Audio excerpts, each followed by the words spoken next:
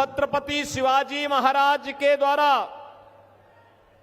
जिस हिंदवी स्वराज की स्थापना की थी, मोदी जी के नेतृत्व में अब वह बनकर के रहेगा। कोई माई का लाल उसको रोक नहीं पाएगा। आपने अयोध्या में रामलला के भव्य मंदिर के निर्माण कार्यक्रम को देखा होगा, देखा है ना। ये कांग्रेस और इंडी गठबंधन से जुड़े हुए उद्धव जी ठाकरे और पवार साहब ये सब क्या कहते थे? कहते थे कि ये 100 जन्म भी ले लेंगे तब भी मंदिर नहीं बना पाएंगे, बोलते थे ना। एक कांग्रेस और इंडी गठबंधन वाले यही कहते थे कि नहीं हो पाएगा, लेकिन हम लोग तब भी बोलते थे कि रामलला हम आएंगे, सौगंध राम की खाएंगे, मंदिर वहीं। रामलला हम आएंगे, मंदिर वहीं। और जो कहा वो करके दिखा दिया ना। कोई संदेह है क्या? लेकिन इंडी गठबंधन वाले क्या कहते हैं? बहनों और भाइयों, दो बातें खतरनाक इनके मुंह से निकलती हैं। एक तो कहते हैं कि राम मंदिर अगर कांग्रेस गठबंधन की सरकार बनी तो फिर राम मंदिर को क्या करना है ये हम तय करेंगे। हमने कहा भी देखो, रामलला तुम्हें इस लायक छोड़ेंगे ही नहीं कि तुम दिल्ली पहुंच सको। दूसरा इन लोगों के द्वारा हमेशा प्रयास किया गया, ये डराते थे, कहते थे अगर राम मंदिर हिंदुओं के पक्ष में अयोध्या का फैसला आ गया तो दंगे हो जाएंगे, खून की नदियां बह जाएंगी। और बहनों और भाइयों, अयोध्या में माननीय उच्चतम न्यायालय का फैसला राम मंदिर के पक्ष में आया। प्रधानमंत्री जी ने कृपा करके वहां शिलान्यास भी किया, राम मंदिर का निर्माण भी हुआ, रामलला विराजमान भी हुए। कहीं तिनका नहीं हिला। दंगा तो बात बहुत दूर की है। और मैं इन इंडी गठबंधन वालों को भी कहना चाहता हूं, उत्तर प्रदेश में तो पिछले 7 वर्ष में कोई दंगा ही नहीं हुआ। अगर हम लोग रामलला को आप सबके आशीर्वाद से, भारत की जनता के आशीर्वाद से, मोदी जी के नेतृत्व में अयोध्या में विराजमान कर सकते हैं तो बड़े बड़े माफिया और दंगाइयों का राम नाम सत्य है की यात्रा भी निकाल सकते हैं। और ये हुआ है ना।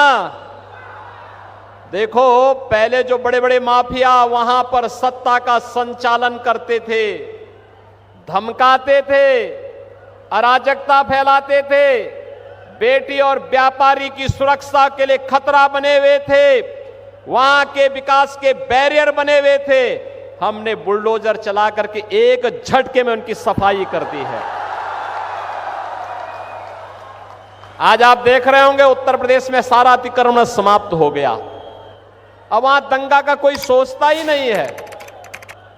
अब तो बहनों और भाइयों, उत्तर प्रदेश में कोई सड़क पे नमाज भी नहीं पढ़ता।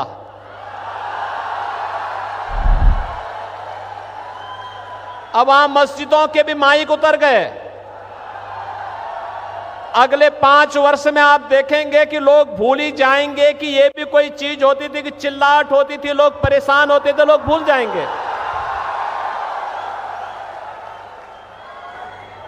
बहनों और भाइयों, हमें अगर एक भारत श्रेष्ठ भारत बनाना है तो सबकी भावनाओं का सम्मान करना होगा, भारत के महापुरुषों को सम्मान देना होगा, भारत के देवी देवताओं को हर हाल में उनके प्रति आदर का भाव रखना होगा,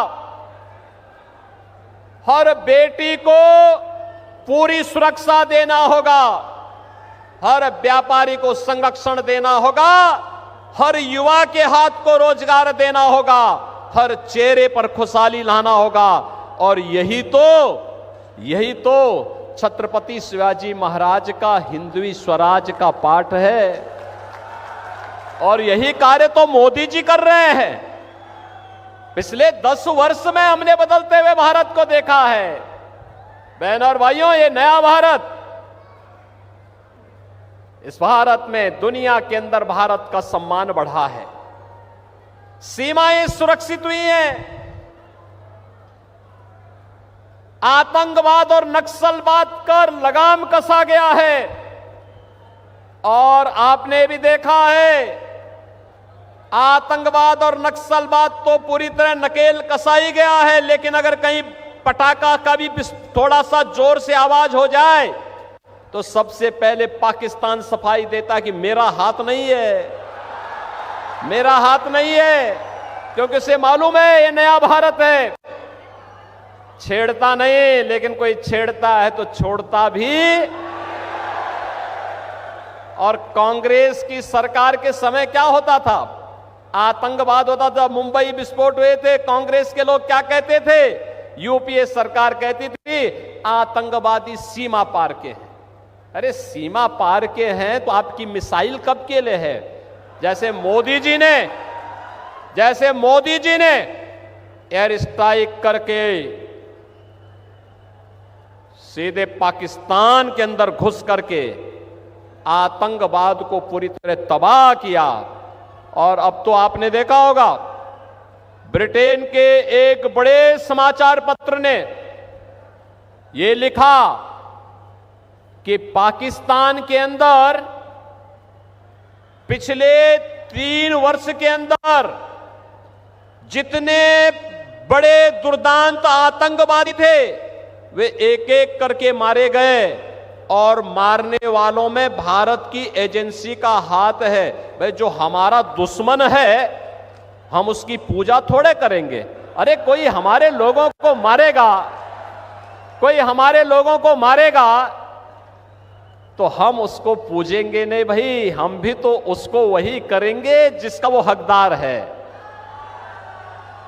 हकदार है, और वही हो रहा है। और अब तो पाकिस्तान को, पाक अधिकृत कश्मीर को बचाना मुश्किल हो रहा है। आप देखना, चुनाव के बाद मोदी जी को तीसरी बार प्रधानमंत्री बनने दीजिए, अगले 6 महीने के अंदर आप देखेंगे कि पाक अधिकृत कश्मीर भी भारत का हिस्सा हुआ।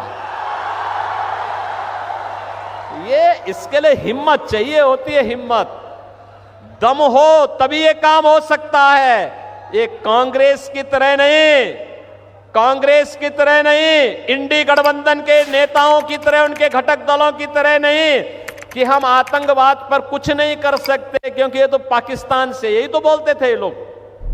आज अगर वह कुछ करता है तो वो थोड़ी सी टेढ़ी नजरों से देखता क्या है कि उससे पहले कि वो भारत की तरफ नजरें टेढ़ी करे, उसकी नजरों को ही निकाल करके बाहर कर दिया जाता है, कहा जाता चुप, ये नहीं चलेगा। बहनों और भाइयों, ये नया भारत है, बिना रुके, बिना डिगे, बिना हटे, बिना डरे आज मोदी जी के नेतृत्व में विकास की जिस यात्रा को आगे बढ़ा रहा है, आप सबके सामने है। अभी मैं देख रहा था मुंबई से नागपुर का समृद्धि एक्सप्रेसवे, मैं देख रहा था महाराष्ट्र के अंदर इंफ्रास्ट्रक्चर, मोदी जी के नेतृत्व और मार्गदर्शन में माननीय गडकरी जी ने कितना अच्छा इंफ्रास्ट्रक्चर दिया है। हाईवे का, रेलवे का कितना अच्छा इंफ्रास्ट्रक्चर हुआ है।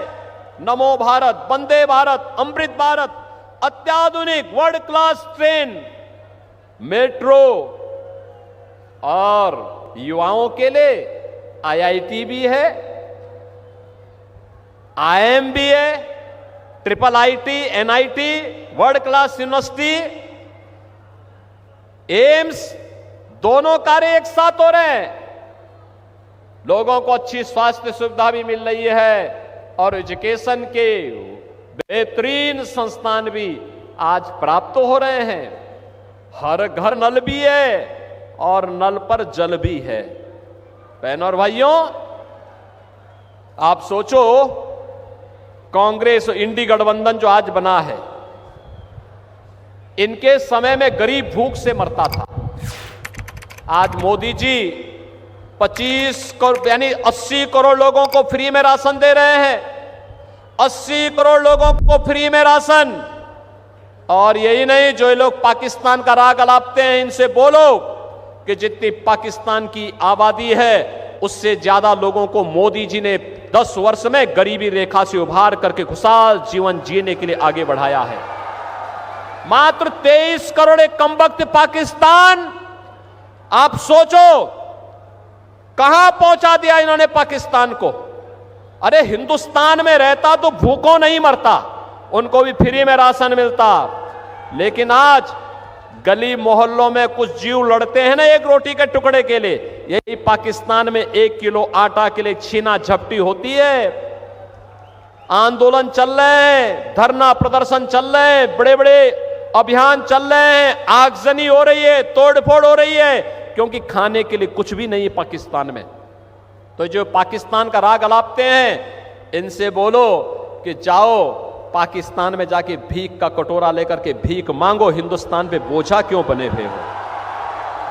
जाओ ना वहीं पे, जाओ वहां पे पाकिस्तान के पास जाकर के वहीं रहो, क्यों हिंदुस्तान पे बोझा बने हुए हो। हिंदुस्तान के इस बोझे को दूर करने की आवश्यकता है।